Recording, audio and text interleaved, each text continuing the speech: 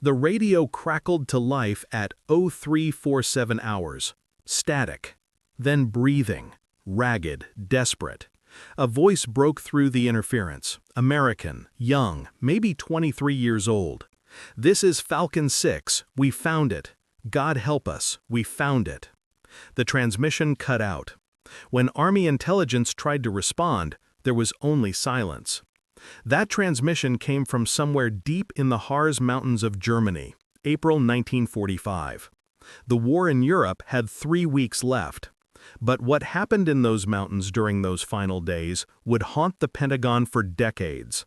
A mystery so disturbing that files remained classified until 1998, and even then, entire pages were redacted with black ink so thick you could feel it through the paper.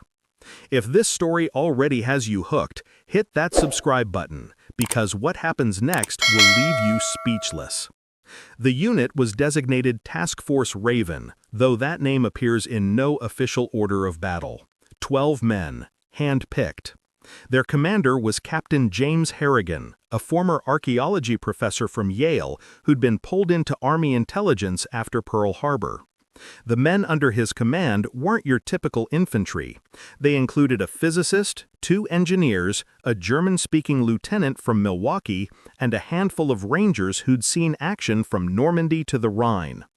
Their mission brief was delivered verbally, no paper trail, no documentation.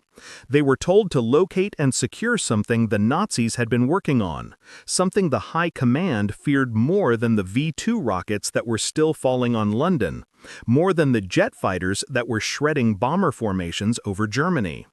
They were hunting Die Glocke, the bell. Now here's where history gets murky.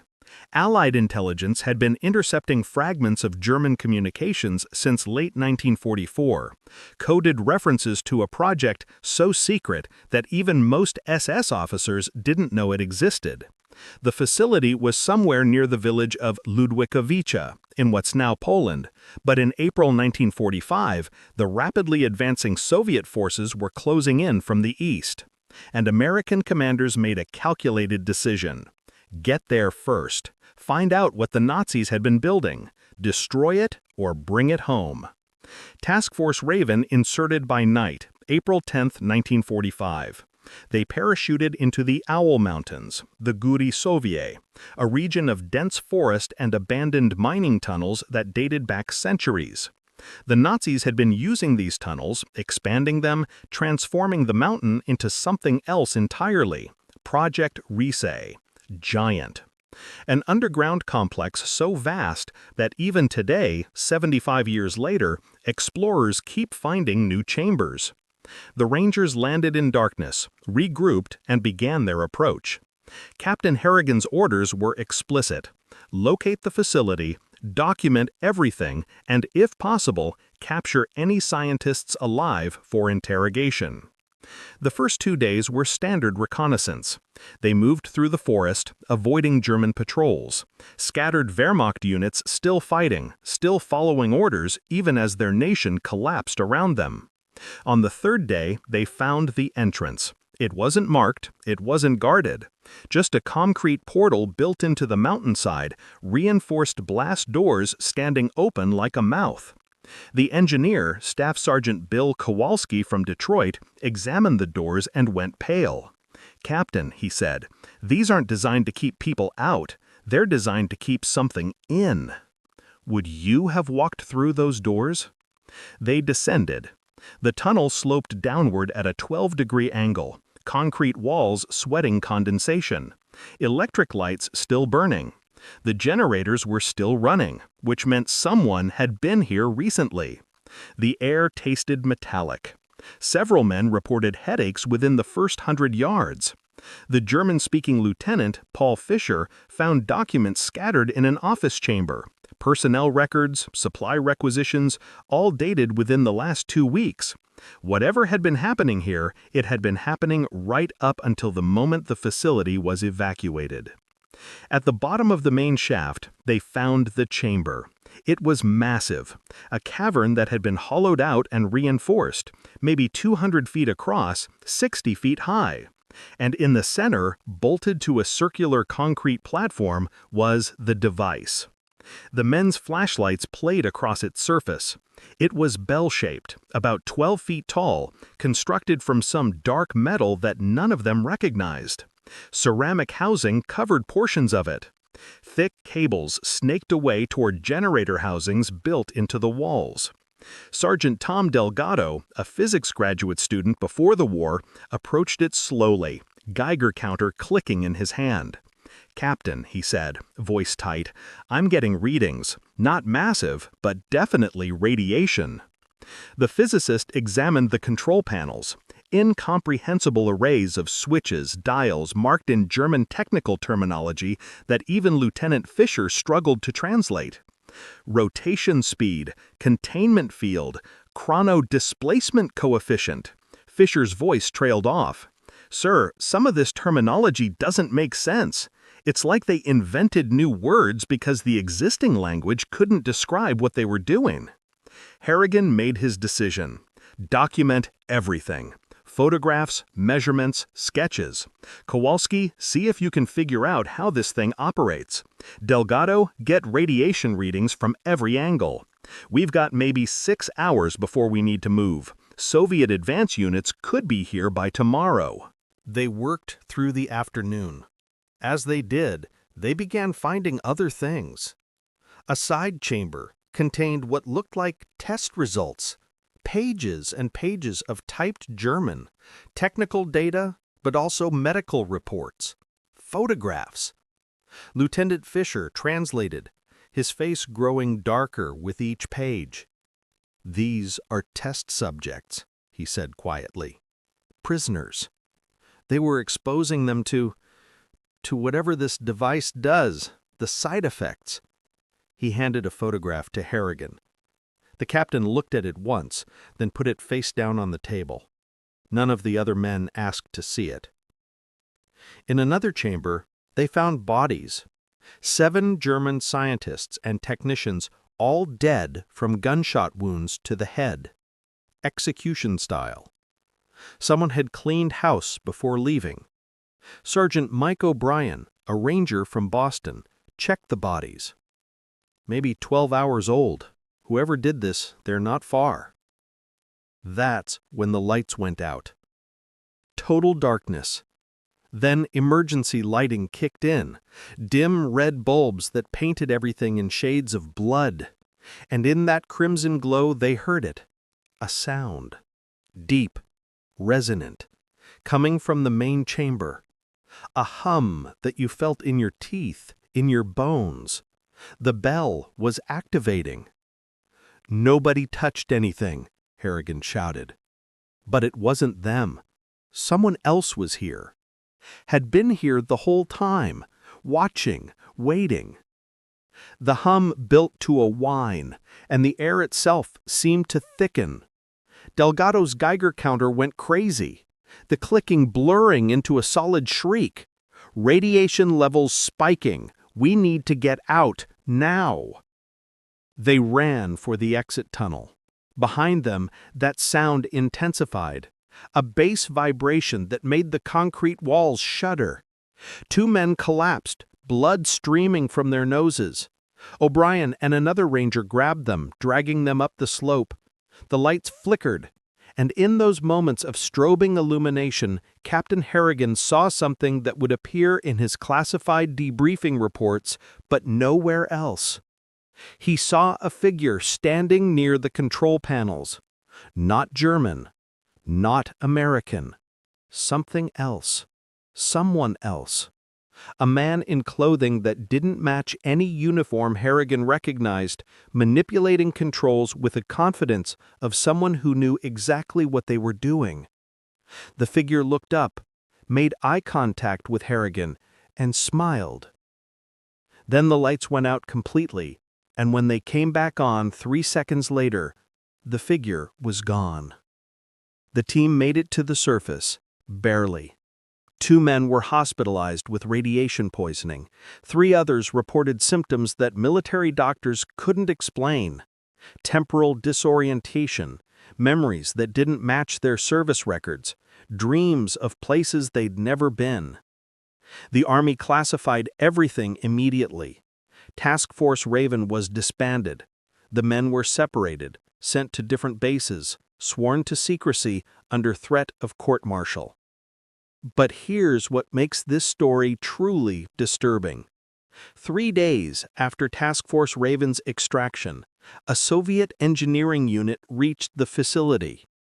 Their reports, obtained years later when Soviet archives were partially opened, describe finding the chamber and finding the platform. But the bell itself was gone.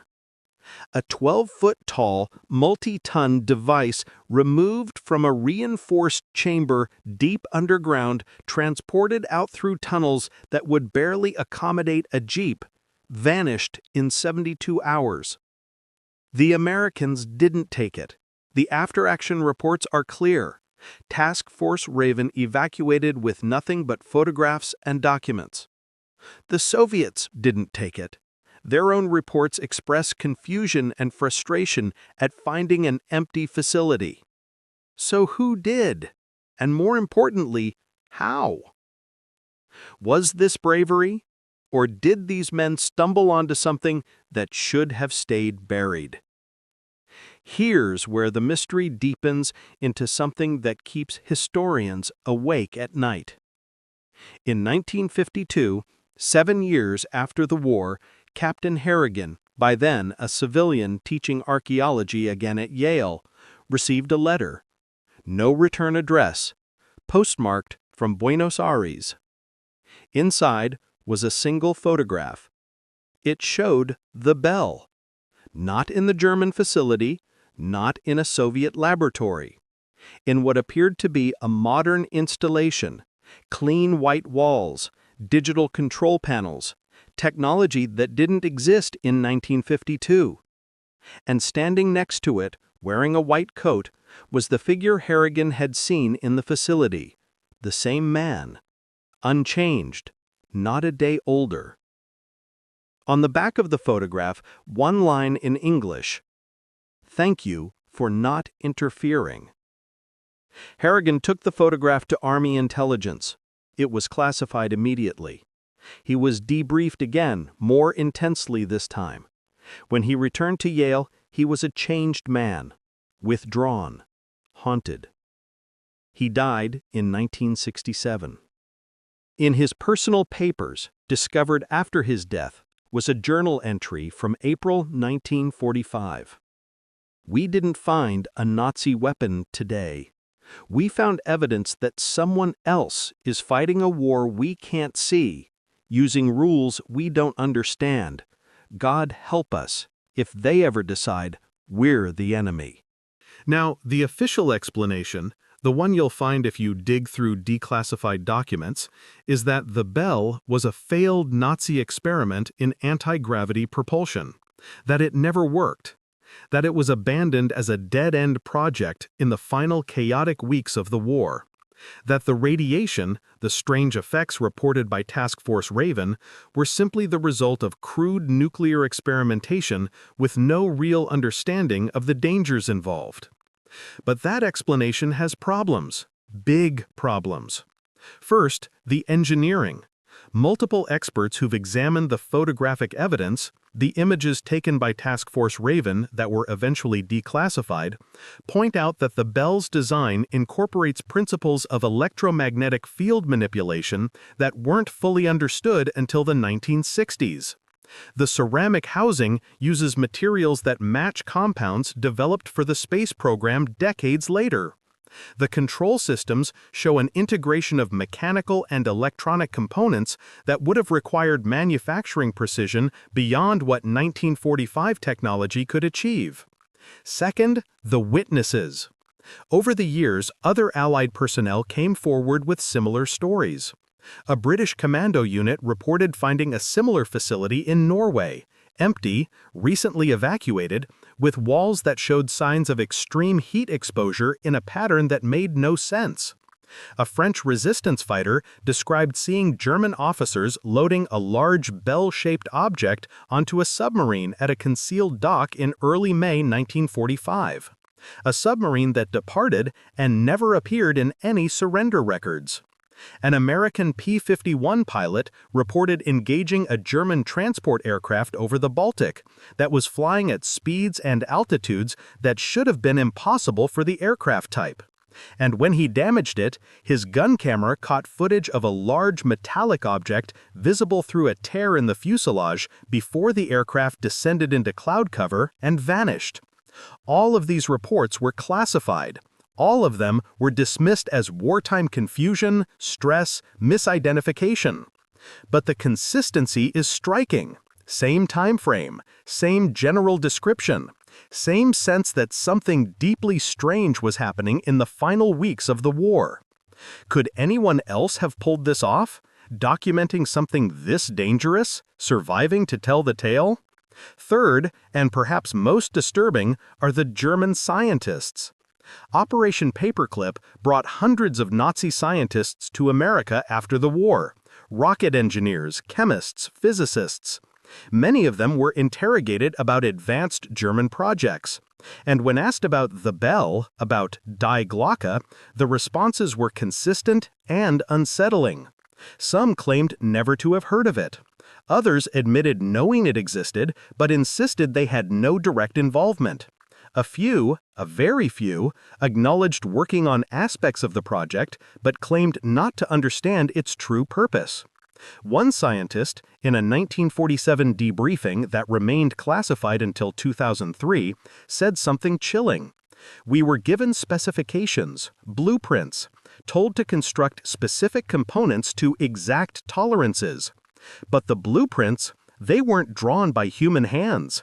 The mathematical notations were wrong, not incorrect, just not how we write mathematics. As if someone was translating from another language, another system of understanding physics itself." When pressed on who provided these blueprints, the scientist became agitated, refused to answer, and the interrogation was terminated. So here's what we know for certain. In April 1945, American Special Forces discovered a Nazi facility containing advanced technology that shouldn't have existed. They documented it, they attempted to secure it. During that attempt, the device activated under circumstances that suggest deliberate control by an unknown party.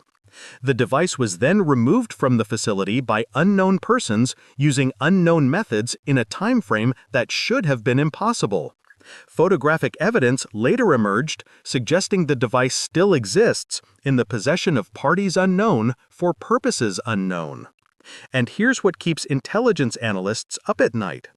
If the Bell was real, if it actually did what the fragmented German reports suggest, if it was capable of manipulating time, space, or the fundamental forces of physics in ways we still don't fully understand, then who has it now? What are they doing with it?